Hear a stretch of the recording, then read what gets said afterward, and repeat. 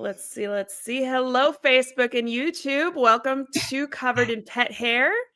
Now I need to go live on Instagram. Instagram gives me a little run for my money if you've tuned in before. There it is. We're going live on Instagram. Oh boy, thank you to the technology gods for making it easy today. Well, thank you guys for joining us. I want to introduce the show like I always do with a long and very thoughtful introduction. So here we go.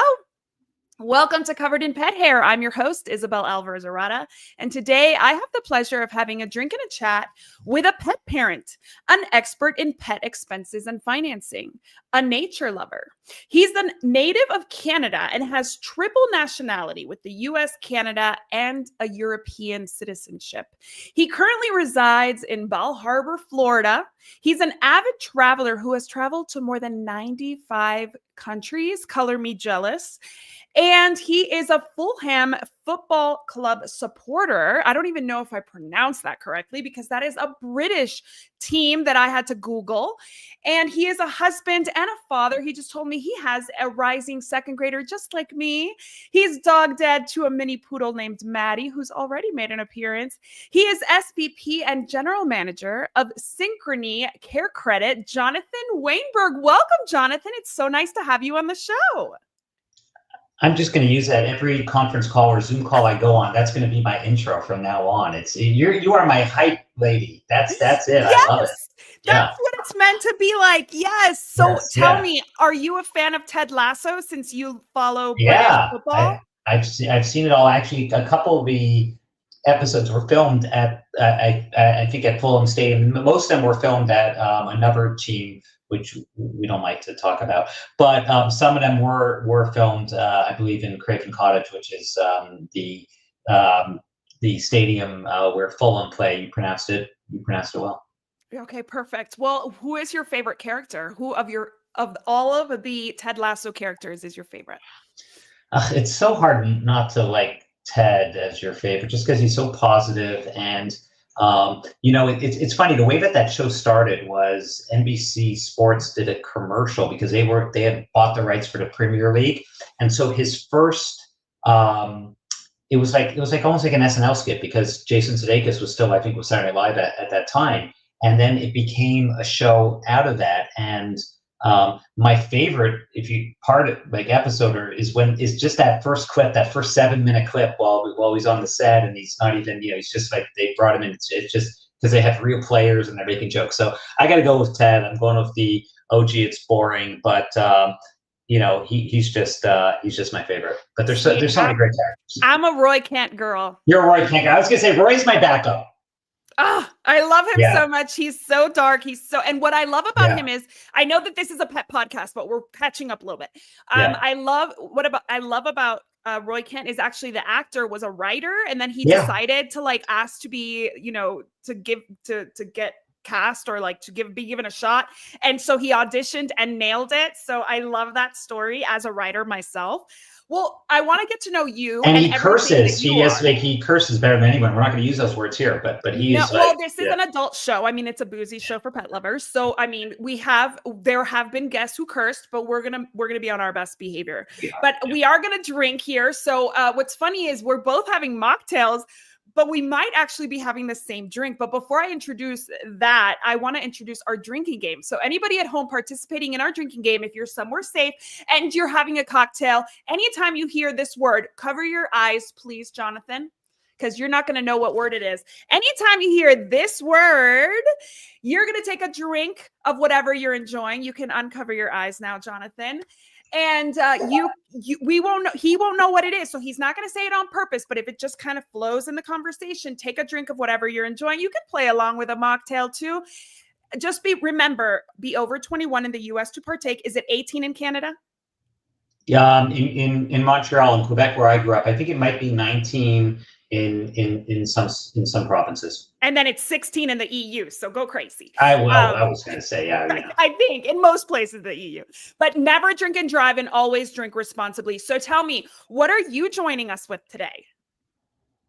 What drink? Razzmatazz. Oh, I tried. I thought that was the word. Never mind. I'm having a blood orange San Pellegrino chow, which I just picked Ooh. up on Sunday, and I bought a case of it somewhere. They had different flavors. I think it came with lime and a peach one, and it's Ooh. really good. And if I wasn't trying to be professional on this call because I'm dealing with numbers and an important topic, I probably would have put in some mezcal or tequila in there, as we're getting a little bit humid in Miami this time of year. But Ooh, yes. maybe after, depending on how I do. Yes, so I'm the same. I'm a tequila person, mezcal. I love it. This is actually my same version of what you're having. It's basically a Fanta with San Pellegrino because I cannot do a Fanta straight because it's too sweet, but it's like Yeah. the perfect refresher mix. So cheers. Thank you for Cheers. being my guest. And I'll tell you that the Fanta in Europe is better because you still get those little fruity. It's like and it doesn't have like the color as electric orange as Yes. we have here. My So husband just said that when he saw me pouring it. He was like, gosh, the Fanta here is just not as good as Europe. And I said, gosh, you're so pretentious, Chris Arata, but I agree with you. he is pretentious. Pretentious. I say that not having met him, but I just used that comment to see how pretentious I could be, and No, I so was we have a joking. big joke that he and his family lived in Paris when he was growing up, and they always take the opportunity to talk about that time in Paris, whether it's like you're talking about the weather, you're talking Yeah. about politics, you're talking Yeah. about how like somebody swimming. There's always a tie back to Paris. So when he said the Fanta in Europe is better, I was like, yes, it's so much better. Everything's better in Paris, which I can't disagree with. So I actually want to start this show with a game because that's how we do it around here. So the first game that I'm going to invite you to play with me, Jonathan, is called Pet Budget Showdown. This is easy, but I want you to keep it moving. So we're going to try to give you the no time at all to answer. You just got to blurt out your answer and go to the next one. Are you ready to play? Yes.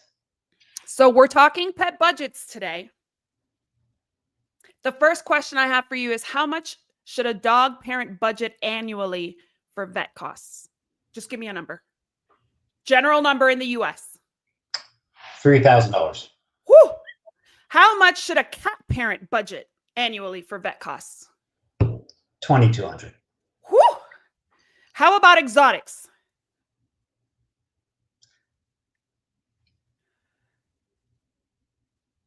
$875. Oh, you see, I have zero experience with exotics. So Me too. That's why I made that number up. Right, but because we've done a lot of research on dogs and cats. We have a study that we're hopefully going to be able to go launch soon, but we're still waiting for the results on more of our pocket pets, and I don't know if we included exotics in that, but if we do, I'll have the answer for next time. There you go. That's my next question. Small mammals like rabbits and guinea pigs and pocket pets. Yeah, More or less. I would probably, I'm back in that 800. Well, yeah, 600. Okay. There we go. Okay. All right. How do you feel about savings versus pet insurance? Which one is your go-to, savings or pet insurance? I can't choose one. It's situational. It depends on the pet. It depends on the age, right? And what's going to be covered and some of the pre-existing conditions that you might have. It depends on your financial situations. What I'd say is sometimes both, sometimes either, right? Is to choose. It is really what it is. Yeah, smart. Very good advice, especially for pet insurance for old dogs, and it gets so expensive. So expensive. Well, yeah, I'll wait for it after the speed round, and I'll go into that. Yes. Okay. What kind of injuries or illnesses tend to blow pet budgets? Oh gosh. So I'd say emergencies, anything in emergency, because it's so hard to plan for something that is unexpected, right? But we do know that pets have unexpected stuff. What we're seeing now also, unfortunately, Isabel, is sick visits, because people are skipping wellness visits. And so we're seeing sick visits, and they tend to have a higher cost. And so that's blowing up budgets as well. Yes, we're actually going to talk about that in the second part of the show, the kind of how to average out what you're spending every year. Is it more in the preventive? Is it more of a like reactionary? We're going to talk about that, so don't go anywhere. But how are tariffs affecting, or the threat of tariffs affecting vet med? Are you seeing any kind of increases already, or is it coming? Well, I think vet med has already surpassed the rate of inflation across what we're seeing, right? And there's many reasons for that, and that isn't my commentary. It just has outpaced it as of late. Now, one could say that it was less, but I think the vet industry is not immune to the uncertainty, and with that, some of the increase in product costs that are coming as a result of that, or even just having to move cost forward because people might be stocking up on certain things, and cash flow is going to be impacted by that. So I think it's as impactful as anything else. Absolutely. I agree. We actually, Jessica, who I was just talking about, you were on Jessica's show, the Pet Parenting Reset. She and I do a weekly chat, a live chat, where we talk about we call it the weekly pet roundup. And we talked about, for 2 weeks straight, we talked about tariffs and pet related costs. And I felt like a total like financial analyst, like step aside, called me CNN. Like I was ready to talk money, even though I failed out of every math class I ever took. But I agree with you. Things are starting to go up, and it's not just in vet med, it's in everything, because of something as simple as packaging can cause things to go up, and then we all pay the price down the line. So we've got to be prepared. That just means we have to be prepared. Have you had any super expensive, this is the last question of the game, how much has been the most expensive vet bill you've had to face? Do you remember? Yeah, I do remember.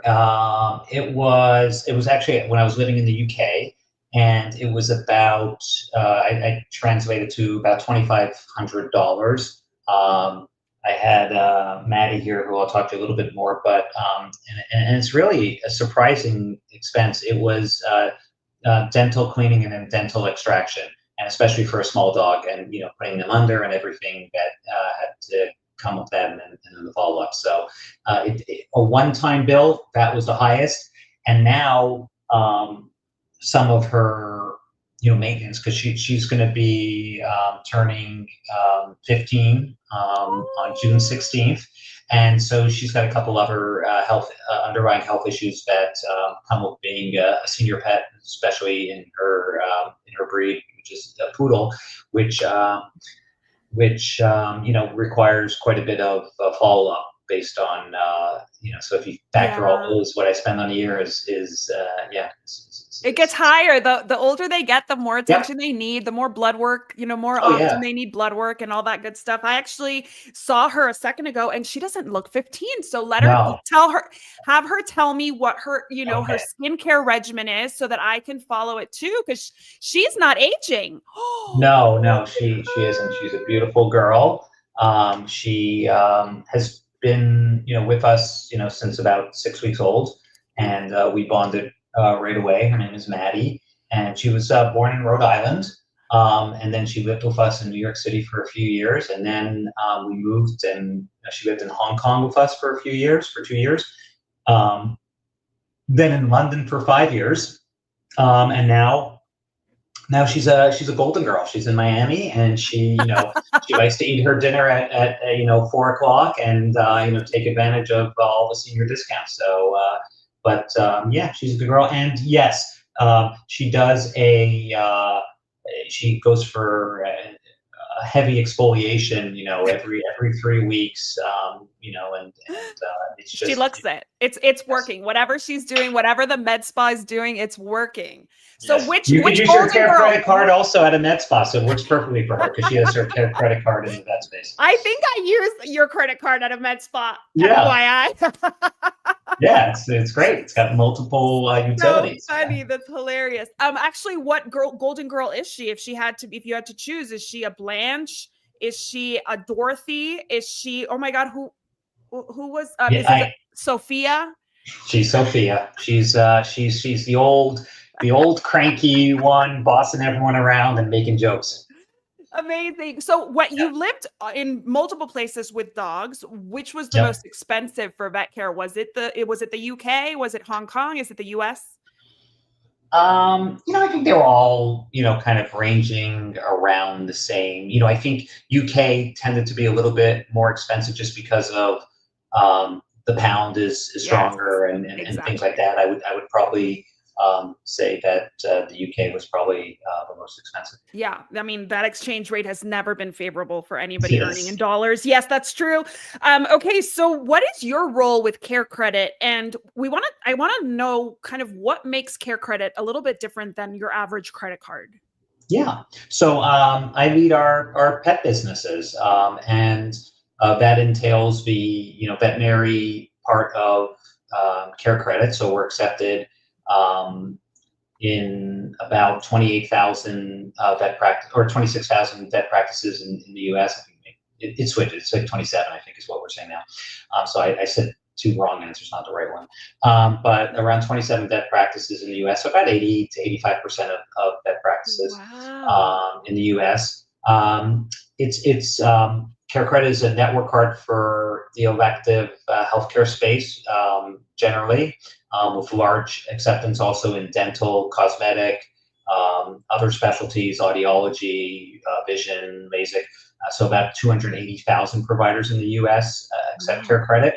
And what makes CareCredit special is that we partner with all those providers to be able to give our cardholders a longer amount of time to pay for some large expenses, right? And so we offer deferred interest promotions, which basically means, we'll give an example with that expense. Let's just say a dental expense was $2,400, and it's something that is unapproachable for someone at that time. Through your veterinarian, we can arrange a 12-month program where you're going to pay $200 a month instead of all of it at one time. And so long as you pay your scheduled payments within that promotional period, there's no interest. Amazing. Yeah, that is so important. And like you said, emergencies and accidents happen at any time. When I was coming up with the show today, I was researching questions and stuff. It made me think of the one time that I messed up and did not put away a jar of chewable tablets for dogs. Yeah. I had found it in the cupboard and I had left it out. My dog got in. I was pet sitting another dog, and my dog tore apart the plastic, ate like 60 pills. The Yeah. medicine's called Proin, if anybody's familiar. It's for incontinence, so it hardens the wall of the bladder. So all of a sudden, her whole body's being hardened from the inside out. And I had two dogs, so I had to take both of them, calling, of course, poison control, taking both of them for observation overnight. Apparently, she did not share the Proin with my other dog, but I still had to pay for him to be tested Yeah. for the overdose that she was having. She spent 2 nights at the vet. He only spent one, but never really should have been there to begin with, but we had to be cautious. And that came out to like $3,500. And I just had to put that on a credit card and immediately start accruing interest because I did not have money to just throw at that at the time. I was just started my business, in fact, and Yeah. it was a rough time. So I don't think that CareCredit was a thing, or at least I didn't know about it. It was not offered to me. So do veterinarians, when they see like, okay, this person's coming in with this estimate's $3,500, is part of their kind of presenting you the estimate saying we have this option if you need it? Yeah. Listen, there's two approaches. We a lot of our initial cardholders join or sign up or apply because of an emergency that something like you experienced, a sticker shock. Oh my God, how am I going to pay for this, right? And then a lot of other ones are, and then what happens is people used to like, wow, this is great, and then some of them call it like their pet's credit card because it is something that's a revolving card that you can reuse, and as you pay off your promotions, you can even have multiple promotions at the same time. Is something that people kind of really have attached themselves to the product. We've been in the industry for, gosh, I think about almost 35 years now. So I think it would have been around when you had that incident. Now, what I will say is that you know money is not an easy thing to talk about. And sometimes the person that you were seeing, at that veterinarian or that clinic or at the time was like, oh, okay, well, let's just see if she has another way to do it. So I don't have to talk about that and have might be an uncomfortable conversation. But generally we partner and are endorsed by the AVMA and and many other of those organizations, and we work very closely with vet clinics and veterinarians and vet techs and practice managers to be more proactive about offering it, because it is such a great product and it's better to be prepared to have it as opposed to needing it in an emergency. Would you say, or is it too far to go to say this, that CareCredit, the option of having something like CareCredit could be life-saving for some pets? Oh, I think for sure. I can tell you, I can't tell you how many people have gone up to me, and when I tell them that what I do, and they're like, "Oh my God, you saved my dog's life, you saved my cat's life." Um, it's just amazing, and it's so special because we're lucky. Ultimately, Synchrony is a bank, right? And we're issuing a credit card.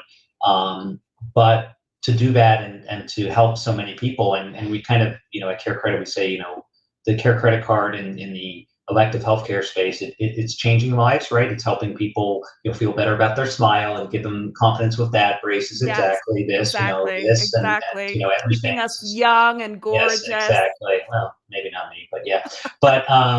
But less old and tired, I guess, is what I'm going for at this point in my life. That's all we Um, want. That's all yes. anybody wants. I'm sure even Oh, Maddie wants to feel less yes. old and tired. Well, That's all we want, exactly. right? I have a Um, 14-year-old dog that wants oh, the same thing. But yeah, I okay. agree with But I you. It would say, is. I just want to say, but in the vet space, we say, we're changing lives in the human health. We're saving lives in the pet space, and it is so rewarding and just so good to be able to work in a financial services industry and in a company like Synchrony and Care Credit that is using finance for good, and really changing that relationship between the human animal and the pet. Yeah.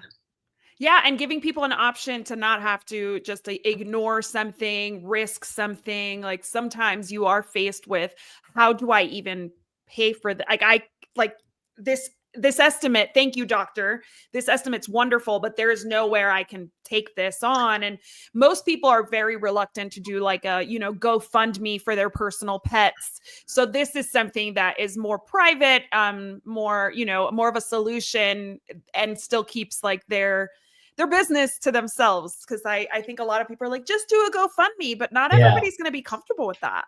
And it's hard. Yes, not everyone's comfortable with it, and it's hard, at that emergency time. It's like, how are you going to get money, when your loved one is being wheeled into the emergency room, and how am I going to pay for this? It's not great, to have to live with that stress. One of the stats that we talked about, in one of the studies we released last year in our specialty lifetime of care study, was that 4 to 5 pets will experience an emergency in their lifetime, and of those, 70% of the pet parents were as concerned about the outcome of their pet as they were on the cost of the treatment.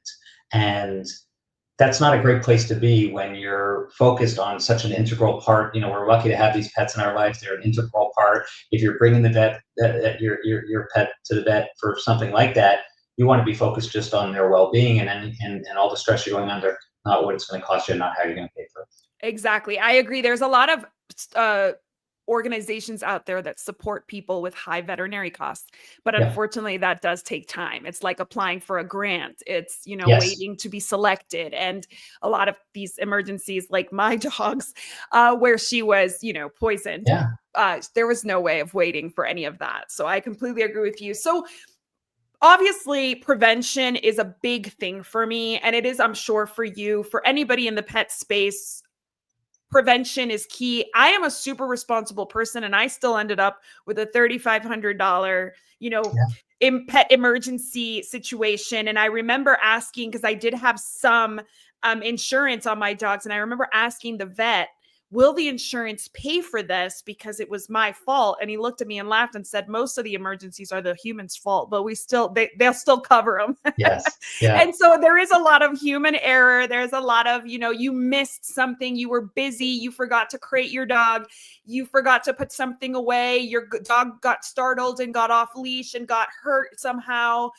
I even had an employee when I had a professional pet sitting business call me one day and said, I can't do my dog walks today. And my dog got impaled at the park.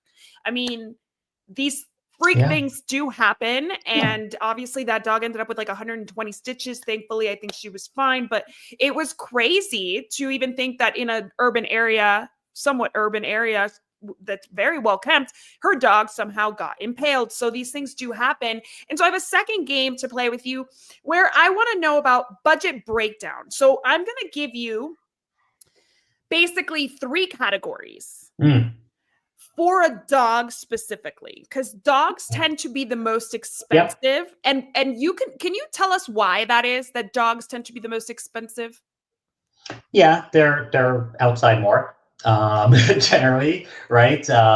They are also more prone to go to the vet. Cats sometimes are hard to wrangle out and get them. It's a lot of work sometimes to bring cats. Now there's a lot of great mobile vets which will come to people's homes as well, but that's not as common. So those are 2 of the things. I think it's just a more active lifestyle that dogs have, and they travel. I'm laughing because you're trying to be diplomatic and saying that dogs are the dumbest of all of them and they get themselves into the most trouble. Dogs are more accident prone than cats for sure. And they will definitely eat things that you're like, but why are you eating that?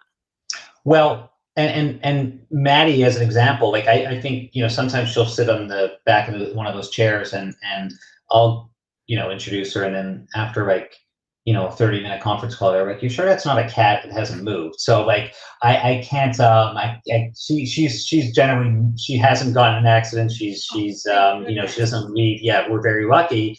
And now at her advanced age, she's not really going to be as adventurous. You never know if she can fall off a bed or something like that. Yes. But our dog that we had before was a Portuguese water dog. Oh, forget about it. That one was back and forth to the vet all the time, eating stuff, or just, going and getting arrested, by no joke. She would go and start swimming in the neighbor's pool, and then the town would come and have to put her in a kennel, and then you have to get checked after the kennel. So, yeah. Yeah, I mean, dogs as a professional pet sitter. Oh, I think we're having a little connectivity issue, but you're back. You're back. Am I blurry? A little bit. Yeah, that's what I was trying to shut. I think your internet might be a little spotty, but I think it's fine. Don't worry about it. But yeah, I've had dogs that ate socks. I've had dogs that counter surfed. My dog, the same one that ate the Pro-In, ate a whole bag of hamburger buns or hot dog buns. Yeah. And apparently that as bland as it is, messed up her stomach for weeks. I mean, she was the one who jumped any fence she could see. She would just run and hunt, and she was a disaster. But the other ones, I have a 14-year-old dog who's always getting stepped on because she lays in the middle of the way. And one day we're going to hurt her, but it doesn't matter how many times we tell her. But I also have a cat that's kind of adventurous, so I shouldn't only highlight dogs, but it also seems like we do more for dogs, right? We'll do more imaging for dogs. We'll do I feel like with cats, it's almost like blood work and maybe an ultrasound, but you're not hearing so many recommendations for so much for cats as you do for dogs. Well, I also think, and this isn't meant to be undiplomatic, but I also think in most cases people invest more in the acquisition of a dog than they do necessarily in a cat. And so if you're buying a dog and whatever, use that Portuguese water dog example, Ruby, who was my Portuguese water dog. I don't even know what a Portuguese dog. Right. Oh, those are one of the most expensive breeds. Yeah, it's probably $3,000, $4,000, right? You're like, oh boy, I'm going to make sure that I'm doing this, as opposed to maybe a cat that you got for $200, $300 or right. And there is a little bit of a kind of a secondary class citizen situation with cats, unfortunately. Not to the cat But they're people. growing faster. More The people are cat getting people cats love now. them. Yeah, but they're getting more of their due now, but it's been a Yeah, while. I was going to say, and cats saw a bigger increase in pet insurance last year than dogs. Not with regards to adoption of insurance, and also just the cat population in the U.S. More people are in the last couple of years. We had that big, whatever we call it, puppy pandemic. But Yes, yes, more people yes, in the yes. last few years have been Getting cats. bringing cats into their homes. So that's Yeah, nice. I did. They're I having their did say. 2 years There you ago. go. 2 years ago, and Yeah. I think they're amazing pets. I think they're truly underrated as pets, especially for families with young children. I think they're amazing. The right cat can be such a great pet. So back to the game at Yes, hand. the game. Budget breakdown. Considering this is only for vet care, not pet care services like grooming, dog walking, pet sitting and boarding, nutrition, and supplies. If you had to allocate a vet care budget for dogs, only vet, you had said it was $3,000, right? A year? That was everything. You asked me how much in total to Okay. yeah. So let's talk about just veterinary care for dogs. How much a year would you say? I'd say depending on the age, of course, because you're going to go higher, and depending on the breed, if it's a big dog versus a small dog. But I'd say $1,500 is where I kind of view it. 1,500 to Okay. $2,000, depending on what you're looking to have done, right? And that could include your insurance premium in it, right? As well, depending on Yeah. what So your if preference you is. had to break $1,500 or $2,000 down into 3 categories: preventive care, Yep. sick visits, emergency situations for a budget, how are you breaking that down? And you I could give the think, percentages here too. I think preventative care is probably, so I would do the 1,500 annually, right? And so I'd say preventative care $600, Okay. right? I'd say the sick visit is, 300 to 400, and then I think the remainder is an emergency. But you're not going to have an emergency every year, and so if you're thinking about a savings account or something like that, you roll that over and you keep that for the year where you're going to have it, because you're not necessarily going to have it every single year. That's kind of how I think about it. I love that. That is such a take to the bank, literally like amount of money that anybody can use. And I really think that, like you said, it depends on the actual pet. Older dogs might need more, but their insurance is going to be more costly. So having a savings account may make sense, just like you described. Having that kind of year, if you didn't use it this year, sliding it over to the next year makes a lot of sense. You got it. Yep. Makes a lot of sense. Okay, so why do you think vet costs are so much higher today than they were, say, in like when I was a kid? Like there just wasn't that expensive. What has changed? What can you tell like my mom who's like, you spent what on that dog? Well, I think take your mom out to a nice restaurant also. You'll see how much that has gone up also since then, right? So I think that's just the underlying inflationary things that happened over the years, right? I think that's one thing. I think also what's driving, another important thing that's driving vet care costs up is not necessarily a bad thing, is outcomes are better, right? There's a lot more specialized medicine. There's a lot more of the great pharmaceuticals, drugs that are coming out that are helping our pets live longer and healthier lives. And so that shouldn't be. And I spoke to at a conference I think last month, and I said, we're probably need to do ourselves in the veterinary industry a little bit of more, I don't want to say offense on this, but there's much better outcomes also. The medicine, the care that you're getting is fantastic these days, and some of the personalized medicine that we see in humans is now coming into the vet space. And then the other thing is people are willing to spend more. The pet has a much more central role and a much higher place in the family now than it used to over the years, right? and people are willing to invest more in that healthcare of that pet, and because they see it more as a member of a family than perhaps they did in the past. So those are some of them. I think it's also just in general, you're seeing a lot of vet techs and practice managers and veterinarians probably weren't compensated fairly as much in the past, and coming out with a lot of student debt. Vet students in particular have a very high load of that, and these these veterinarians, right?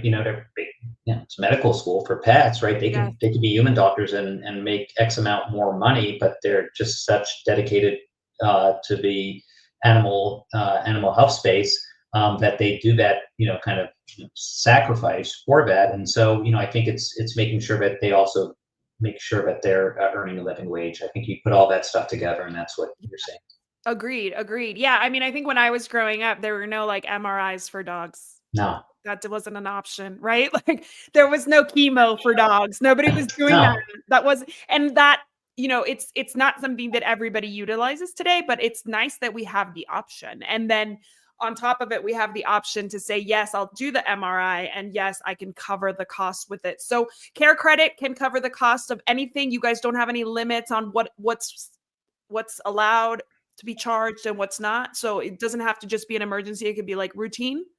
yeah. Oh, absolutely. First of all, I'd say anything that is at the vet's premises that accepts care credit is permissible. So even like a prescription food, Cool. that's part of the bill that you can use it on. Even some of the grooming, boarding services and stuff Oh, like that. yeah. But yeah, no, it's interesting. Like I said, most people, not most, we find that the first time users tend to be for a much higher ticket. So the first time someone uses a care credit card, on average, it's going to be, over $1,000, because there is a shock that might get someone to apply for the card. But then the reuse of that Yeah. is much lower. It's in the $400, $300 range, which clearly isn't a big emergency, but they really love the product and love having the security that that revolving credit card is there. It's what differentiates Care Credit from a lot of the other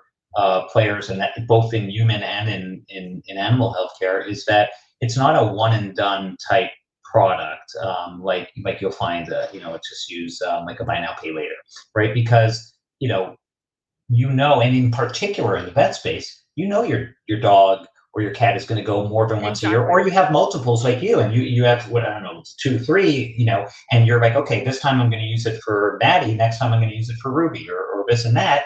And so one and done for me, in especially in the vet space, is not a great strategy, because listen, it's a credit product at the end of the day. And what I found over my career, not just doing this, but in other things in personal life, is when you need money, it's hard to get it sometimes. And so you want to have something that's there with you, that revolves with you, that you can have in your pocket and use multiple times.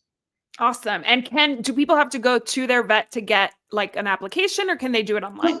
No, you can do it online. Go to carecredit.com, and then you can apply under the veterinary, kind of pull down. But in most veterinarians, we have QR codes where you can scan. Your provider can also, in most states, help you apply for it at that time if you want.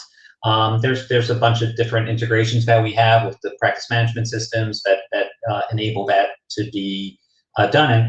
And because it's a network card that is only usable in veterinarians and other human healthcare, we're able to underwrite deeper than your general purpose credit card. So we're able to approve more than someone who would just be getting a normal, Visa or a MasterCard, because we have a better sense of what that card is going to be used for. And so we have different, and more sophisticated credit algorithms to underwrite deeper and get more people the credit they need for their loved ones. That is super cool. That makes me happy to hear, because yeah, the last thing anybody needs after an emergency is like a really strict decline. But actually, I have a question. One of my clients, four-legged kids in St. Louis, they're a pet sitting dog walking business. They accept Care Credit. So are you branching out to other pet type services?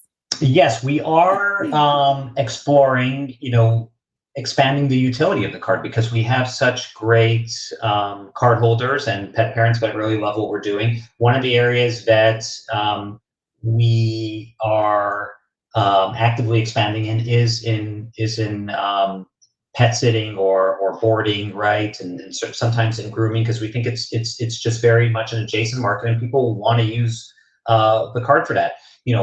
On the other spectrum of it, and not necessarily the happiest topic to discuss, but the card can also be used for end of life and transition services, which can be expensive, but are certainly something that is very important, and also can help with the way you memorialize your pet. So we partner with both Lap of Love and with Gateway Services to provide that, because that's a an important part of a pet parent's journey as well, is making sure that they're transitioned in the right way, and that those memories are maintained in the best possible manner. I love that. Yes, so they can buy the upgraded urn and they can get the extra little things that they Yeah. really want. But yeah, it does add up. The services do add up, and it's a hard thing to invest in when you're like so emotionally spent. So it's nice to have a little just put it on my card kind of situation. I actually, Absolutely. so how hard is it for vendors to start accepting CareCredit? Is there like a hurdle to jump through? Just sign up? No, I think, yeah, again, they can also go to our website and sign up. We tend to go to a lot of the trade shows where we have a booth, and we welcome anyone who wants to partner with us to help provide that access to care, which we think we're a key component of. So yeah, it's not a large hoop. If it was, I don't think 27,000 or so vets would be in there. But so we try to make it as easy as possible, and then we try to share as much data intelligence that can help them run their practices better as well. So it's a partnership. Awesome. Awesome. Okay. So, two last questions before we wrap it up. What's the biggest mistake pet parents make when budgeting for their pets' veterinary care? Not budgeting for it? Yeah, not doing it. I think what you did was a big jump there, because I think most people don't budget, right? Most people don't budget in general, right? Like, and it's not me judging something, because I'm not the best at it either. But I think it's just having that kind of thought. Okay, let me prepare for this, because it's always hard to prepare for something unexpected. It's almost like an oxymoron, right? Well, how can I prepare if it's unexpected, right? I'm Right. not expecting this to happen, so preparation is not what you do. But it's I think that is one of the biggest kind of mistakes, having a plan, or knowing exactly what you're going to do. I think the other thing, quite frankly, Isabel, is researching, getting to know the what you're getting yourself into, right? That's why we do these kind of lifetime of care studies, and that's why we share stats on what costs are, not to scare people. Like, we did this study, I think, 2 years ago, and said a dog could cost you up to $55,000 a year. And I'm sure when we refresh that study, it's going to be even more, right? If you think about what happened in the last 2 years where costs have gone. It's not to tell people not to get a pet and scare them away from doing it. It's just saying, hey, you're bringing a living being into your life. It's not going to $50,000 is 55 is a bumper. It's on the high end, but it's not going to be $2,000 over the life of that pet, right? That's not the way it's going to be. And so just be ready, because number one, there's a covenant that you're signing up by bringing that living being in your family, and then you're gonna love that thing so much more, that pet, I shouldn't say thing, that dog, that cat, whatever it is, that lizard, that hamster, so much more. It's going to become a part of your family, but you're going to want to spend more on it. So be ready for that. Don't underestimate the heartstrings and the love that you're going to have for that. So just make sure you're prepared. And Wow. a big part of that is having a product like CareCredit before you enter into that kind of relationship, or being at least knowledgeable about it, knowing about the costs. If pet insurance is the right thing, getting a good pet insurance with a provider like Pets Best or Pumpkin or Embrace, like some good. There's lots of great pet insurance, but understanding how it works and what's right for you also, like with pet insurance, what's the right deductible, what's the right plan, and doing the research. So Yeah, absolutely. And last question, how important is preventative care when it comes to reducing your pet's expenses? there's nothing more important than that. It's just like human care. And I kind of give the example of, if you have human health insurance, like I have health insurance through Synchrony, number two great place to work company in the US, actually. But yeah, it's very impressive. Would have been number one probably if I wasn't there. The people. But no, it's something that when you get your human healthcare insurance, they give you your annual physical. Like the health insurance, the human health insurance, give you basically your annual physical for free. That's the one thing you can go to that doesn't have any cost. Why is that? It's because they're going to be able to catch something earlier to reduce the costs later on. To get early, just compliance to what you need to have, and it shows that you're actually taking care of yourself and that you have that investment. It's the same thing with pets, right? If you bring your pet normally, nothing's going to surprise 3 years later. And it's like, oh my God, why didn't you bring this in? This is a major lump. We have to get this. Or why is that, tooth impact now has an abscess, right? All that stuff that's going on. It's bringing them in. Yeah, there's a cost to it. But, personally, the way I live my life, and I think most people would want to live their life, is having something like this, knowing the costs are like that, as opposed to something like this. You're going to end up, my view, and I haven't done say, but you're going to end up at the same place or probably paying even more, and maybe over a shorter lifetime for the health of that pet by having better compliance throughout it. And it's going to be better for you also because the stress that you're putting yourself under is so unnecessary. And the discomfort for your pet. Like it's all just Yeah. negatives all around to ignore Yeah. those preventative visits. Thank you so much for being my guest. I just want to propose a toast to you for Oh, spending some time with us today. Thank you for bringing us all this information about budgeting. We're all going to budget for our pets. If not now, then we're going to go to apply for a CareCredit card so that we don't have to budget. So cheers. Thanks for being my guest.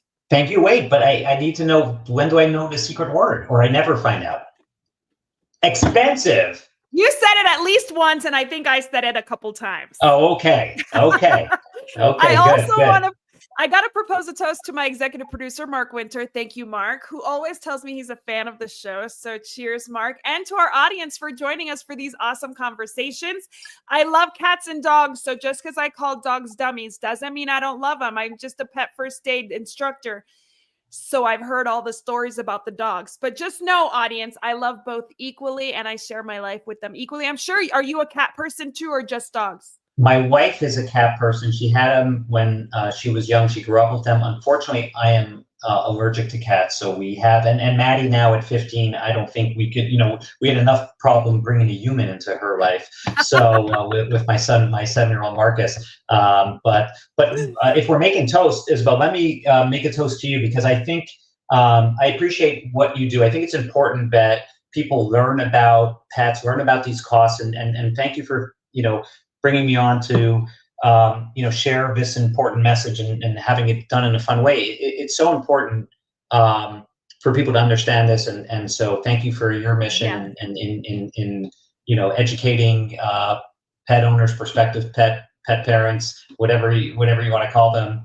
I call myself a pet parent, but it's so important, and this topic is one which is going to enhance the life of your pet, yourself, and everything around it. So thank you for everything you do. Oh my goodness, my pleasure. Thank you guys. Here's to a life covered in pet hair, because there's no better way to live. Cheers. To learn more about Covered in Pet Hair, please visit coveredinpethair.com or petliferadio.com. Thanks for watching, and I'll see you next time. And we're going to end right here.